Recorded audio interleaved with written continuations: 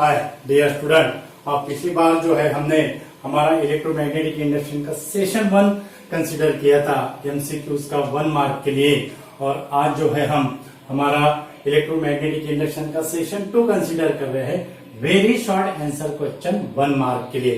Hello friends, मेरा नाम है महेंद्र और आप देख रहे हो हमारा यूट्यूब चैनल इकोनॉमिक्स फिजिक्स, जहाँ पे हम आपको सिंपल टीचिंग करते हैं। सिंप्लीफाइड में ऐसे फिजिक्स हम आपको टीचिंग करते हैं, यानी आपका क्या हो, सेटिस्फेक्शन हो। ओके, तो इसका जो फर्स्ट जो क्वेश्चन है वो क्या है, state Faraday's laws of electromagnetic induction. 2 laws है डियर स्टूडेंट फैराडेज के। फर्स्ट लॉ जो है, first law Faraday's first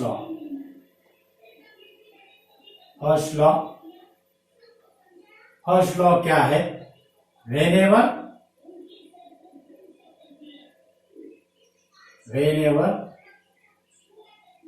there is change in magnetic flux, whenever there is a change of magnetic flux in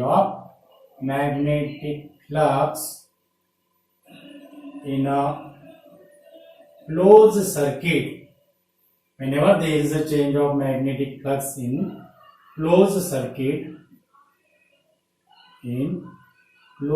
circuit and induce EMF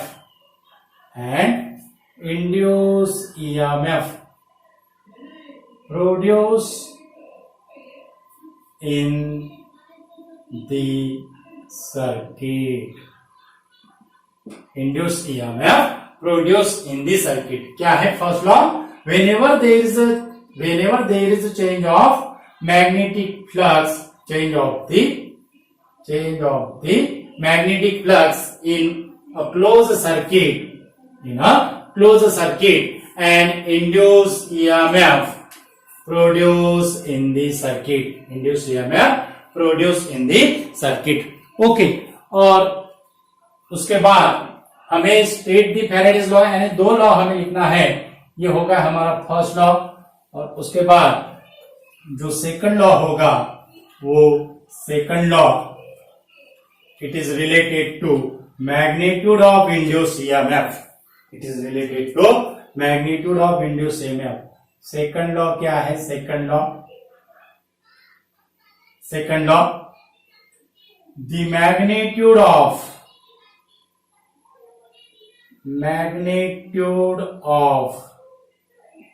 induced EMF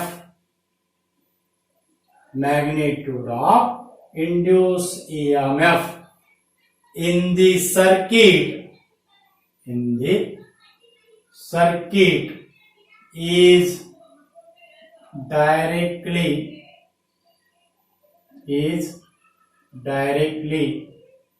proportional to the magnitude of induced EMF in the circuit is directly proportional to rate of change of magnetic flux link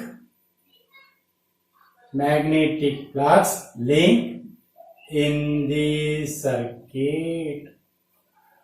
The magnitude of induced EMF in the circuit is directly proportional to rate of change of the magnetic flux link in the circuit, that is E directly proportional to d phi by dt। यह है हमारा second law. उसके बाद आपको first law हमने पहले लिया है, ये सेकंड लॉ, इसको हम रखने करेंगे। उसके बाद the state the mathematical relation between number of turns in a primary coil to secondary coil in step up transformer। Transformer के दो टाइप्स होते हैं, स्टेप अप ट्रांसफार्मर और step down transformer. Step up transformer क्या करता है? Step up transformer क्या करता है? It is converted to low alternating voltage into high alternating voltage, यानी कि जो सेकेंडरी जो ईएमएफ जो प्रोड्यूस होगा सेकेंडरी कॉइल के अक्रॉस, उसकी वैल्यू क्या होगी? ज्यादा होगी। किससे? प्राइमरी कॉइल के अक्रॉस जो ईएमएफ होगा उससे। और कॉइल ईएमएफ की वैल्यू ज्यादा है, यानी नंबर ऑफ टर्न जो रहेगी वो क्या रहेगी? ज्यादा रहेगी स्टेप अप ट्रांसफार्मर में। और स्टेप डाउन ट्रांसफार्मर में number of turns in the secondary coil low रहेंगे, लेस रहेंगे। ओके, उसके बाद रिलेशन क्या होगा? अब हमें क्वेश्चन की शुरुआत कहां से करना है, कहां से स्टेट करना, कहां से लिखना है? The mathematical relation between number of turns in primary to secondary coil in step up transformer is the answer कैसा होगा इसका? Answer the mathematical relation between number of turns in primary to secondary coil। आपको पूरा लिखना है dear student, हम shortcut लिखते हैं। इन step up transformer is, step up transformer is NS greater than NP, is NS is greater than NP। उसने अगर हमें ईएमएफ के रिलेटेड अगर पूछा होता तो हम कैसे लिखते थे? ES is greater than EP। Down step down transformer अगर होता था तो ये रिलेशन कैसा आता था? NS is less than NP, NS is less than NP। ये होगा डियर स्टूडेंट इसका आंसर। सिर्फ आपको NS is greater than NP ऐसा लिखना है नहीं, NS is greater than NP सिर्फ ऐसा नहीं लिखना है, आपको पूरा क्वेश्चन का आंसर ऐसा लिखना है। द मैथमेटिकल रिलेशन बिटवीन से स्टार्ट करना है। ओके, उसके बाद state the condition at which we say two coils kept close to each other are perfectly couple with each other. Okay, ये जो क्वेश्चन जो रिलेटेड है वो कपलिंग पे रिलेटेड है, coefficient of coupling which is denoted by के, और generally के की value which is less than the unity. के की वैल्यू क्या रहेगी? जनरली क्या रहता है? लेस देन यूनिटी रहता है। ओके, यूनिटी यानी 1 से लेस रहती है। लेकिन परफेक्टली कपलिंग के इसमें when two coils are said to be perfectly couple if the coefficient of coupling that is the K is equal to 1।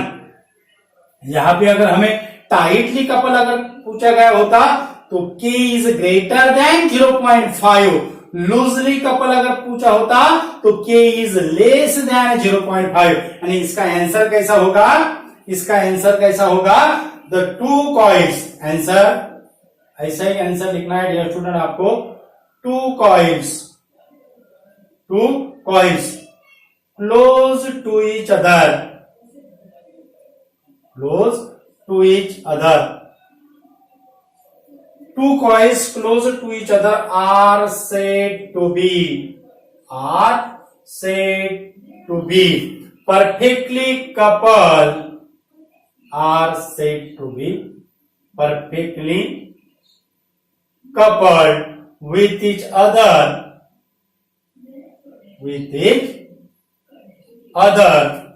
यहां से स्टार्ट होगा answer. If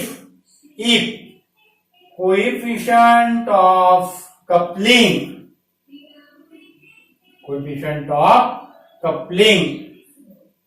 that is K, coefficient of coupling वैसे bracket में भी डाल सकते हो, coefficient of coupling that is के इज इक्वल टू, दैट इज के इज इक्वल टू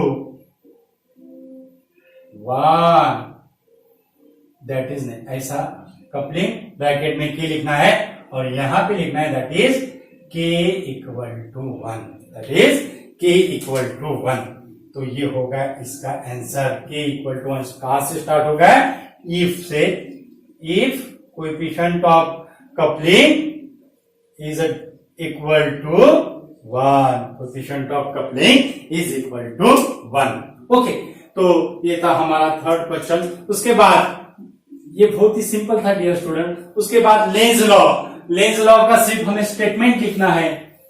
ये भी बहुत इजी क्वेश्चन है डियर स्टूडेंट। लेंज लॉ का स्टेटमेंट क्या है? The direction of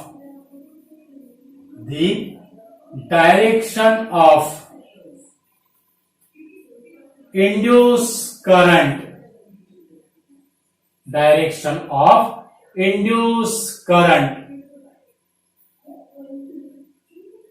direction of induced current in the circuit,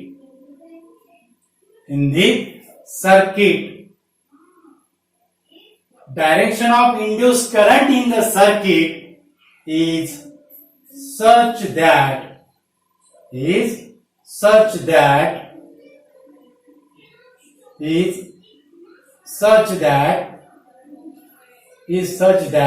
the magnetic field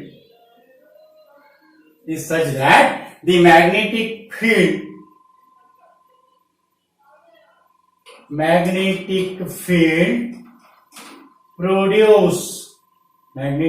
कौन प्रोड्यूस करेगा? Induce current. Magnetic field produce by induce current, the direction of induced current in the circuit is such that the magnetic field produced by induced current opposes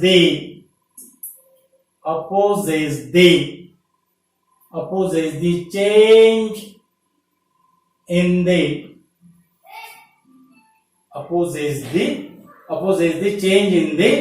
magnetic flux, opposes the change in the magnetic flux that induces the current, ऐसा हमें statement लिखना है dear student. कहां से start करना है? The direction of induce current in the circuit is such that the magnetic field produced by the induce current opposes the change in the magnetic flux that induces the current, और आप ऐसा equation भी लिख सकते हो, that is E equal to minus d phi by dt, E equal to minus d phi by dt। Okay, तो ये था हमारा लेंज लॉ का स्टेटमेंट। उसके बाद ये हमारा थ्योरेटिकल क्वेश्चन थे। अब न्यूमेरिकल बेसिस क्वेश्चन है। न्यूमेरिकल बेसिस क्वेश्चन का 5 क्वेश्चन जो है वो क्या है? A pair of adjacent coil has mutual inductance of 1.5 Henry, यानी हमें यम की वैल्यू हमें दी हुई है 1.5 Henry. Okay, if the current in one coil varies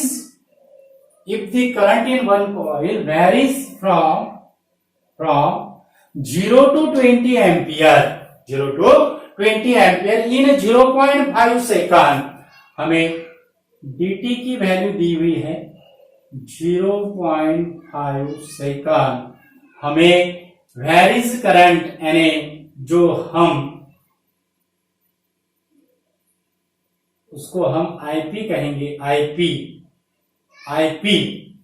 की वैल्यू वेरीज हुई है, चेंज इन करंट दिया हुआ है, यानी DIP की जो वैल्यू है वो हम ऐसे लिखेंगे IP2 minus IP1, DIP that is equal to IP2 minus IP1। बहुत इजी है। हमें क्या निकालना है? What is the change of flux link with the coil. What is the change of flux link with the coil, यानी हमें D phi की वैल्यू निकालना है, d phi by D T की वैल्यू नहीं निकालना है। What is the change of flux link with other coil, वहां ऐसा लिखा है क्या? What is the rate of change of flux link with other coil. अगर rate of change of flux link with other coil ऐसा होता तो हम D phi by D T की वैल्यू निकालते। हमें सिर्फ किसकी वैल्यू निकालना है, डी फाई की वैल्यू निकालना है। बहुत इजी ऐसा प्रॉब्लम है डियर स्टूडेंट। अब ये जो फॉर्मूला है E that is equal to minus D phi by D T, E equal to minus D phi by D T. अब ये जो रहेगा इसको हम यस कहेंगे, E equal to minus D phi by D T, और ये इक्वेशन कैसा होगा, that is minus M D I P by D T, minus M D I P by D T. Okay, अगर यहां पे अगर हमने dt की वैल्यू अगर 0.5 अगर सब्स्टिट्यूट अगर की तो 0.5 क्या होगा, कैंसिल हो जाएगा। ओके, और उसके बाद dt सब्स्टिट्यूट करने से पहले भी हम dt कैंसिल कर सकते हैं। अगर हमें ये complete d phi by D T की वैल्यू अगर पूछा गया होता फिर हम इसको मॉड में डालते थे, और मॉड में डालने के बाद फिर ये भी मॉड में आ जाता तो माइनस साइन निकल जाता था। ओके, अब वैसे ही कंपेयर अगर किया तो माइनस साइन निकल रहा, और हमें फाइनली फॉर्मूला क्या मिलता है, d phi is M D I P, d phi is M D I P, ये हमें फाइनल हमारा फॉर्मूला हो गया। अब हमें वैल्यू क्या करना है, सब्स्टिट्यूट करना है। डी आई पी की वैल्यू I P two minus I P one, I P two कितना है 20 एम्पियर है, आई पी वन कितना है 0 है, और एम की वैल्यू कितना है 1.5 इंटू 20 माइनस 0, यानी ये क्या होगा 20 होगा, और इसका जो आंसर जो आएगा वो आएगा 30 वेबर। कितना आंसर आ रहा है डियर स्टूडेंट, इसका आंसर आ रहा है 30 वेबर। कितना आंसर आ रहा है, इसका आंसर कितना आ रहा है 30 वेबर, 30 वेबर। और हमें जो सॉल्यूशन जो प्रोवाइड किए हुए हैं वहां पे इसका जो आंसर है वो 15 दिया हुआ है। 15 तो आता ही नहीं। अगर इनकेस अगर हमें rate of change of magnetic flux अगर निकालने को कहा होता तो फिर हम इसे 0.5 से डिवाइडेड करते थे, d phi by D T की वैल्यू निकालना पड़ता था हमें। ओके, और 0.5 से डिवाइडेड करने के बाद ये आता था 60 वेबर। ये कितना आता था, rate of change of magnetic flux यानी ईएमएफ की value that is the 60 volt आता था। कितना आता था 60 वोल्ट। ओके, तो ये जो है induced EMF, rate of change of magnetic flux, rate of change of magnetic flux यानी इसका यूनिट हम वेबर पर सेकंड भी लिख सकते हैं, वेबर पर सेकंड। ओके, तो इतना आंसर आता था अगर हमें D phi by D T यानी rate of change of magnetic flux अगर पूछा गया होता, लेकिन हमें सिर्फ change of magnetic flux link with coil पूछा है, तो उसका जो आंसर आएगा वो आएगा 30 वेबर। कितना आएगा 30 वेबर। ओके, उसके बाद जो 6 जो एग्जाम्पल है वो 6 एग्जाम्पल क्या है, an aircraft of wing span of 50 metre flies, aircraft के विंग दी हुए horizontally in earth magnetic field of, यानी बी की वैल्यू हमें दी हुई है, बी की वैल्यू 6 into 10 to the power -5 tesla. Speed दिया हुआ है हमें 400 मीटर पर सेकंड, यानी इसको हम 10 के पावर में लिखते हैं, that is 4 into 10 to the power 2 metre पर सेकंड। ओके, क्या निकालना है, ईएमएफ निकालना है। ठीक है, ईएमएफ निकालना है, और उसका जो लेंथ दी हुई है एयरक्राफ्ट के स्पैन की वो है 50 मीटर, यानी एल की वैल्यू हो गई 50 मीटर। ईएमएफ हमें निकालना है, बी दिया हुआ है, एल दिया हुआ है, वी दिया हुआ है, और ईएमएफ निकालना है। तो जनरल फॉर्मूला हम यूज करते हैं, बहुत इजी फॉर्मूला है, B L V, that is the B L V. Value substitute करो, 6 into 10 to the power -5, 50, 4 into 10 to the power +2, 6 into 10 to the power -5, 4 into 10 to the power 2। Okay, अब ये हो गए 3 हो जाएगा, 3 - 5 यानी वो होता है 10 टू द पावर -2। ओके, अब क्या आएगा, 6 इंटू 5 30 होगा, 30 इंटू 4 120 आया, 120 into 10 to the power -2 EMF that is equal to 120 into 10 to the power -2 120 into 10 to the power -2 Na इसका आंसर राउंड फिगर में अगर 10 के पावर को अगर हमने 0 अगर किया तो इसका आंसर आएगा हमारा EMF that is the EMF that is equal to 1.2 volt EMF that is equal to 1.2 volt 120 that is equal to ये 1.2 है डियर स्टूडेंट, आपको 12 सर के दिखेंगे 1.2 volt EMF that is equal to 1.2 volt. Okay, तो इसका जो 6 का answer आया है 1.2 वोल्ट। और उसके बाद 7 जो क्वेश्चन है, 7 क्वेश्चन भी बहुत इजी है। हमें निकालना है जो एनर्जी जो स्टोर होती है उसका फॉर्मूला। हमने पहले ही एग्जांपल सॉल्व किया है। E की value that is capital E लिखते हैं हमसे 1/2 L I square, value substitute कीजिए 1/2 L की वैल्यू दी हुई है 3 और I जो है वो है 2 का स्क्वायर 4 हो जाएगा, यानी यहां हमें मिलेगा 6 जूल। कितनी एनर्जी मिलेगी? That is the 6 joule, that is the 6 joule. तो ये था डियर स्टूडेंट हमारा 1 mark very short answer question electromagnetic induction पर। किसपे? इलेक्ट्रोमैग्नेटिक इंडक्शन पर। और हमारा अगर वीडियो अगर आपको पसंद अगर आए तो आपके फ्रेंड्स को शेयर कीजिए, और हमारे चैनल में अगर नए अगर यूजर अगर है तो हमारा चैनल सब्सक्राइब कीजिए और आपके फ्रेंड्स को शेयर कीजिए। ये क्वेश्चन आंसर का जो हमारा 5th चैप्टर शुरू है डियर स्टूडेंट, हमने 4 चैप्टर कंप्लीट किए हुए हैं और ये हमारा 5th चैप्टर शुरू है। पूरा क्वेश्चन आंसर हमने एक चैप्टर हमने 4 सेशन में कंसीडर किया है। ओके, तो आप हमारा जो नए यूजर अगर होगे तो हमारा चैनल सब्सक्राइब कीजिए। Thank you so much dear student, आप हमें बहुत बढ़िया रिस्पॉन्स दे रहे हो। Thank you so much once again.